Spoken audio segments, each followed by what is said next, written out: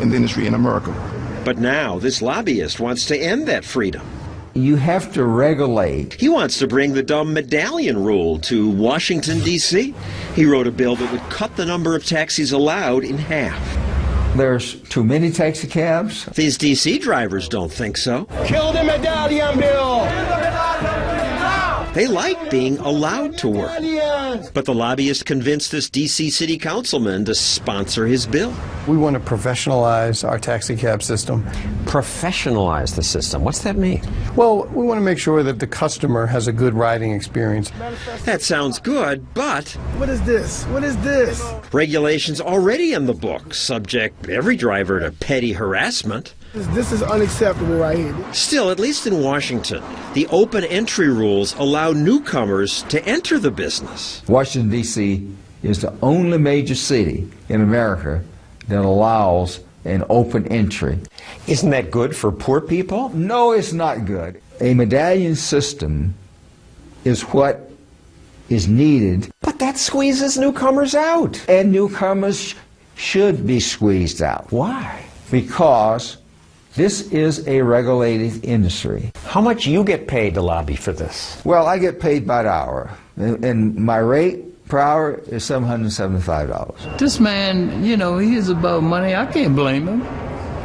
But don't hustle me. I'm told you're paid by the taxi king, Jerry Schaefer. He's using you to squeeze the competition out. I'm being paid not by the taxi king, but by the taxi... Bunch of taxi kings, kings and queens and jacks, to keep the little guys out. Well, by some kings, queens, jacks, and just some poor little folks. Poor folks rarely pay lobbyists, and if he gets his regulation, poor people won't become taxi entrepreneurs.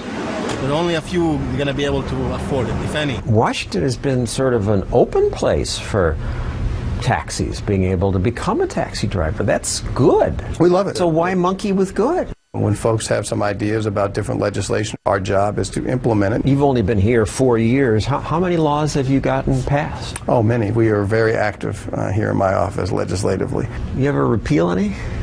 No, I don't think many have been repealed. Passing new laws adds to the power of politicians, but it makes it much harder to be an entrepreneur. They're going to run me out of business. I'm trying to get out of here!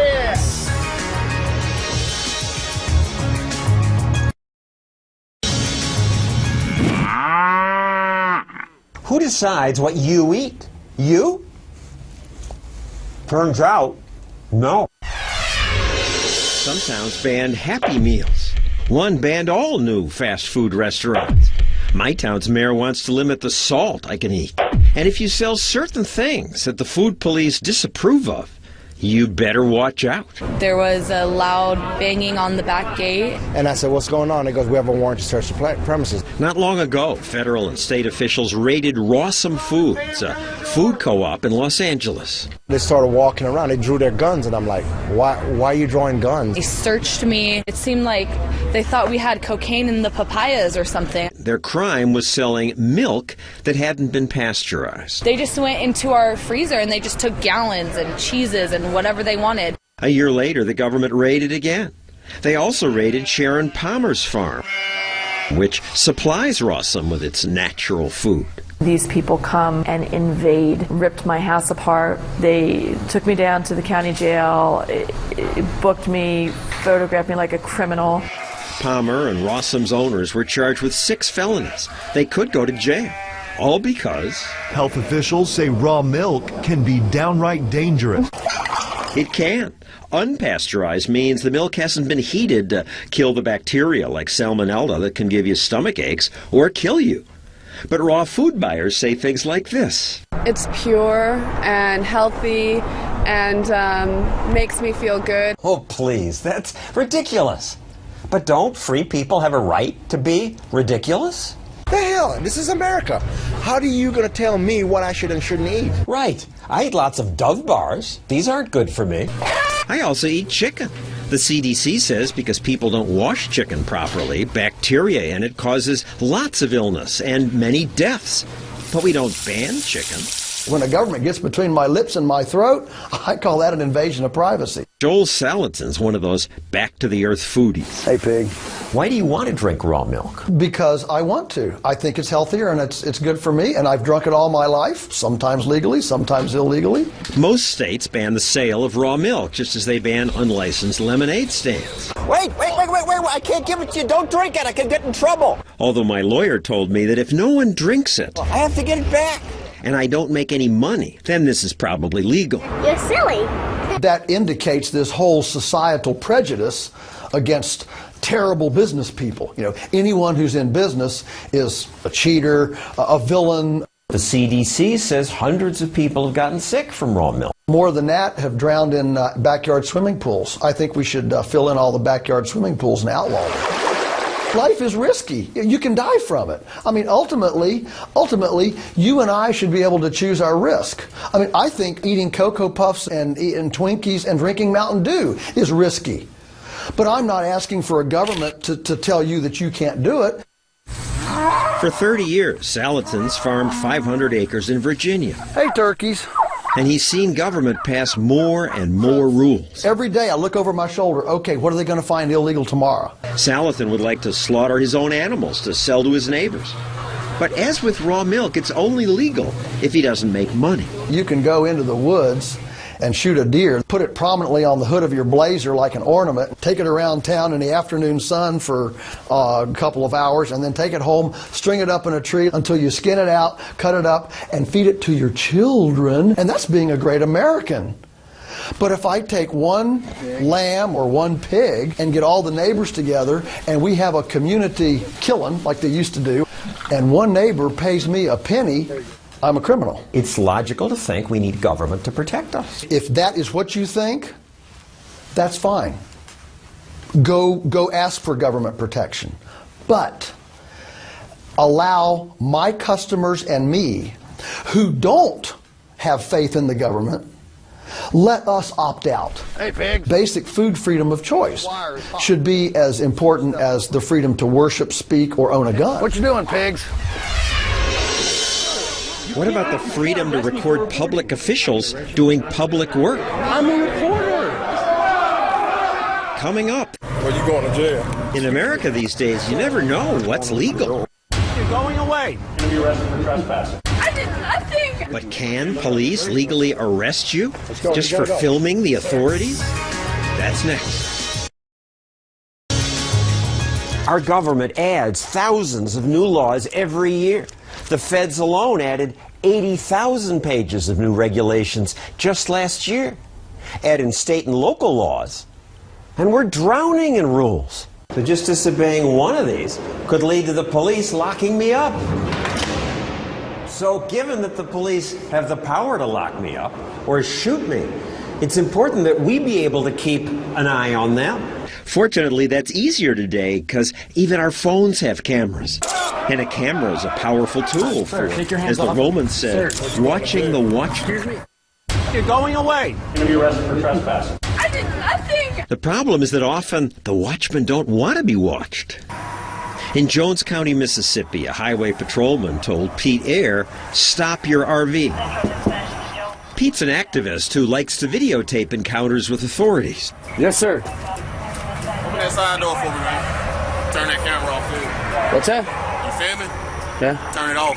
How come? Are you filming me? Yes. Turn it off for me. He'd broken no traffic laws, but maybe the police were suspicious of shirtless, tattooed Pete and his big trailer with New Hampshire plates.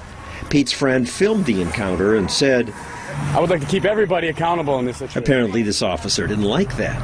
Another arrived and said, I'm not shutting it off, officer. Well, you going to jail? Excuse me? The cops grabbed his camera and arrested him and his friends. They held us in jail, wouldn't let us make phone calls. After about 12 hours, the police let them go. They charged me with possession of a beer in a dry county because there was one unopened beer in the refrigerator of the RV. They had nothing else to stick on me.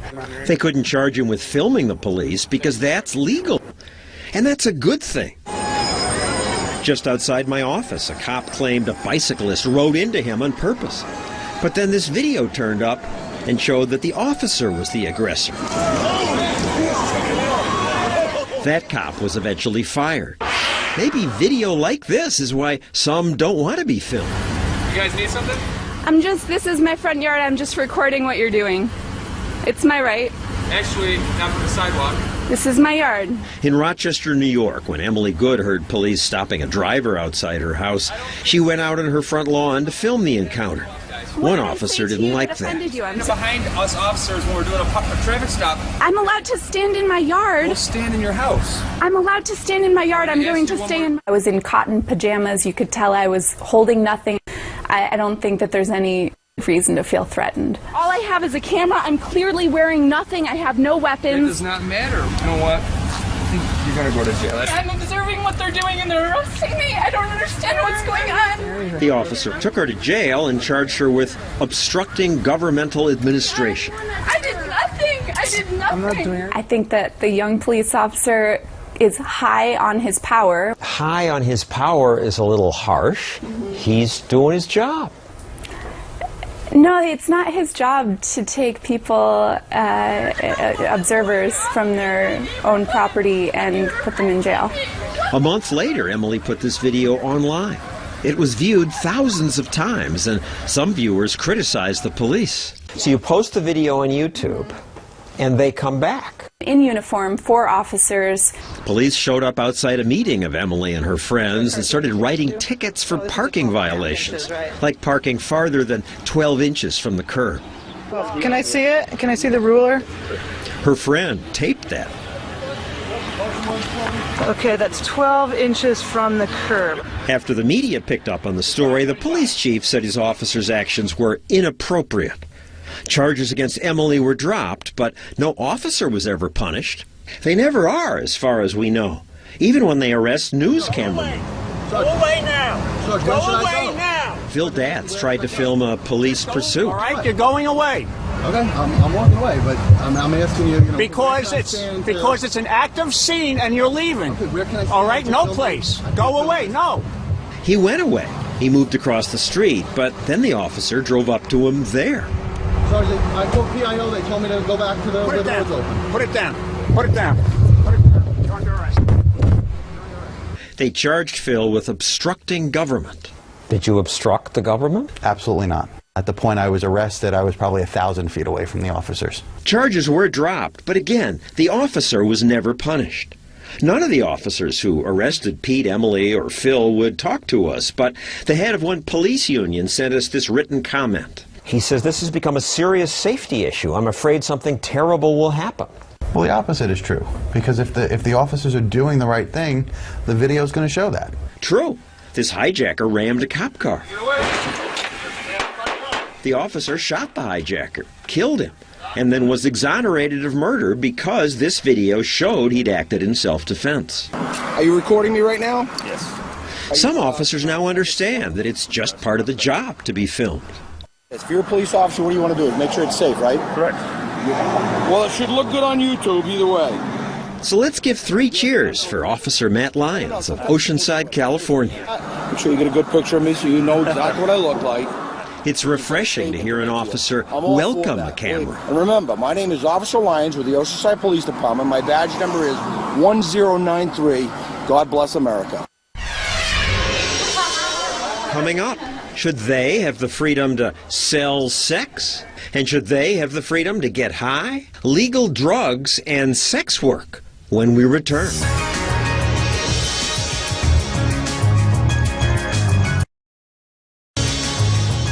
Lots of people in American jails are here for drug use, and that's ironic.